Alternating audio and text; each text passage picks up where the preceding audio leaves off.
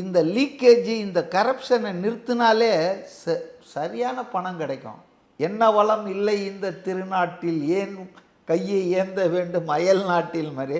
ஏன் ஒன்றிய அரசு கொடுக்கல? ஒன்றிய அரசு உங்களுக்கு தேவைக்கெல்லாம் அப்போ பணம் இருக்குது, விளம்பரம் போட்டுக்கிட்டே இருக்கீங்க. பல ஆயிரம் கோடி விளம்பரம் பண்ணியிருக்காங்க, செலவு பண்ணியிருக்காங்க. யார்? திமுக அரசு அமைஞ்சதுலேருந்து டெய்லி இப்போ பாருங்கள் முழுப்பக்க விளம்பரங்கள். இப்போ இதுக்கெல்லாம் காசு இருக்குதா? நினச்சா 5000 போடுறதுக்கு காசு இருக்குதா?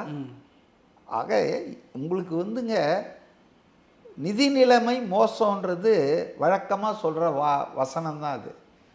நிதியை மேனேஜ்மெண்ட், இப்போ நிதி மேலாண்மைன்னுவாங்க, ஃபினான்ஷியல் மேனேஜ்மெண்ட் வந்து ஒழுங்காக பண்ணால், கரப்ஷனை கட் பண்ணி விட்டா, அதன் வேர்களை கட் பண்ணி விட்டா, இந்த கமிஷன் கான்ட்ராக்டு இதெல்லாம் கட் பண்ணால் நமக்கு வந்து we will be very very financially strong.